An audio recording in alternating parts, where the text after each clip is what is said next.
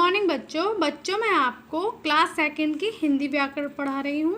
पाठ को ध्यानपूर्वक पढ़ें। शब्द और वाक्य पाठ 3। ठीक है। शब्द वर्णों के मेल से बनते हैं। हर शब्द का कोई ना कोई अर्थ आवश्यक होता है।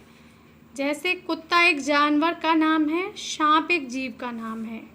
उपयुक्त वाक्यों में रंगीन छपे दोनों शब्दों का कुछ अर्थ है, अतः ये दोनों शब्द यदि इन शब्दों के वर्णों में उलटफेर कर दें तो शब्द इस प्रकार बनेंगे। तातकु, पंशा। इन शब्दों का अर्थ नहीं होता क्योंकि तातकु और पंशा नाम की कोई वस्तु जंतु नहीं है, इसलिए ये शब्द नहीं है। अतः एक या एक से अधिक वर्णों से बने सार्थक शब्द को समूह को शब्द कहते हैं। जैसे तरकश चार अक्षरों का समूह राम, 2 अक्षरों का समूह अध्यापक, 5 अक्षरों का समूह आदि।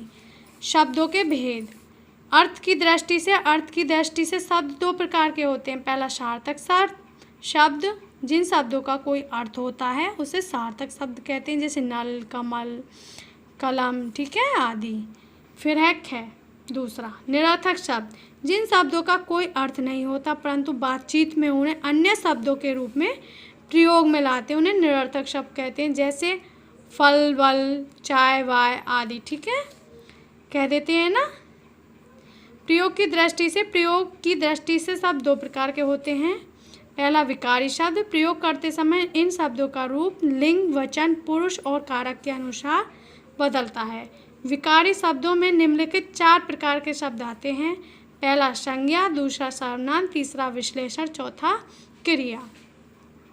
दूसरा देखेंगे अवकारी शब्द, प्रयोग करते समय इन शब्दों का रूप किसी भी अवस्था में नहीं बदलता तथा ये अपने मूल रूप में बने रहते हैं, ऐसे शब्दों को अव्यय भी कहते हैं। अवकारी शब्द निम्नलिखित 4 प्रकार के होते हैं। पहला क्रिया विश्लेषण, दूसरा संबंध बोधक, तीसरा समुच्चय बोधक, चौथा विस्मय आदि बोधक। ठीक है। इसके बाद देखेंगे वाक्य क्या होता है। शब्दों का वह सार्थक समूह जो किसी विषय में पूरा भाव प्रकट करे वाक्य कहलाता है। जैसे महक स्कूल जाती है, ये क्या बन गया, वाक्य। यदि शब्दों के पूरे समूह से बात प्रकट न हो तो उसे वाक्य नहीं कहते। जैसे रहा, बिल्ली, चूहा, दौड़ है, घोड़ा उड़ गए आदि। तो इनसे कोई अर्थ नहीं निकल रहा है। ठीक है, तो ये वाक्य नहीं है। वाक्यों के भाग, वाक्य के 2 भाग हैं। पहला उद्देश्य को देखेंगे। वाक्य में जिसके विषय में कुछ कहा जाता है उसे उद्देश्य कहते हैं। जैसे मोहन पढ़ता है, यहाँ पर मोहन के विषय में कहा गया है इसलिए मोहन उद्देश्य है। दूसरा विधेय, किसी वाक्य में उद्देश्य के विषय में जो कुछ कहा जाता है वह वाक्य का विधेय कहलाता है। जैसे घोड़ा मैदान में दौड़ रहा है, इस वाक्य में घोड़े के विषय में बताया गया है, अतः मैदान में दौड़ रहा है, तो ये क्या है, विधेय है। अब देखेंगे प्रश्न अभ्यास। खंड क, पहला रिक्त स्थानों की पूर्ति कीजिए। क, फल वल में फल सार्थक है। ख, विकारी शब्दों का रूप लिंग, वचन, पुरुष और कारक के रूप के अनुसार बदलता है। ठीक है। ग, जिन शब्दों का कोई अर्थ होता है उसे सार्थक शब्द कहते हैं। घ, एक या एक से अधिक वर्णों से बने सार्थक समूह को शब्द कहते हैं। दूसरा, निम्नलिखित वाक्यों में से उद्देश्य और विधेय छांटिए। क, शेखर दिल्ली गया, तो कौन गया था, शेखर, तो शेखर यहाँ पे उद्देश्य है। फिर है ख, तालाब में कमल खिल रहे हैं, किस में खिल रहे हैं, किसकी विशेषता बता रहा है, तालाब की, तो तालाब क्या बन गया, विधेय। ग, देखेंगे दीपा स्कूल जाती है, कौन जाती है, स्कूल, दीपा, तो ये भी उद्देश्य हो गया। ऐसे घ, चिड़िया उड़ती है, तो ये भी चिड़िया क्या बन गया, उद्देश्य। खंड ख, पहला निम्नलिखित प्रश्नों के उत्तर लिखिए। क, शब्द किसे कहते हैं, ये कितने प्रकार के होते हैं, तो देखिए अपनी बुक में ये रहा।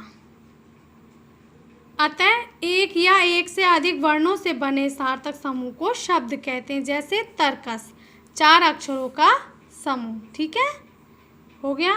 अब देखेंगे कितने प्रकार के होते हैं, तो प्रकार देखेंगे यहाँ पे शब्दों के भेद या प्रकार। अर्थ की दृष्टि से शब्द दो प्रकार के होते हैं, पहला सार्थक शब्द, दूसरा निरर्थक शब्द। तो इनकी परिभाषा लिख देंगे, ठीक है, पूरी यहाँ तक, चाय वाय आदि तक। फिर इसके बाद बेटा विकारी एवं अविकारी शब्दों की परिभाषा दीजिए। तो ये रहे बेटा ख। विकारी शब्द, प्रयोग करते समय इन शब्दों का रूप लिंग, वचन, पुरुष और कारक के अनुसार बदलता है, ठीक है। जैसे विकारी शब्दों में निम्नलिखित 4 प्रकार के शब्द आते हैं, संज्ञा, सर्वनाम, विशेषण, क्रिया। ऐसे अविकारी शब्द, प्रयोग करते समय इन शब्दों का रूप किसी भी अवस्था में नहीं बदलता तथा ये अपने मूल रूप में बने रहते हैं, ऐसे शब्दों को अव्यय भी कहते हैं। अविकारी शब्द निम्नलिखित 4 प्रकार के होते हैं, पहला क्रिया विशेषण, दूसरा संबोधक, तीसरा समुच्चयबोधक, चौथा विस्मय आदि बोधक, ठीक है बेटा। अब तुम्हारा ये हो गया पूरा कार्य। इतना कार्य करने के बाद बेटा आपकी कॉपी, मतलब आपका जब स्कूल खुलेगा मैं आपकी कॉपी चेक कर दूँगी। बेटा तुम्हें रोज़ाना कार्य करना है अपने स्कूल का, जो भी तुम्हें कार्य दिया जाता है रोज़ाना तुम्हें ध्यान से पढ़ना है और इस चैप्टर को याद करना है, ठीक है बेटा।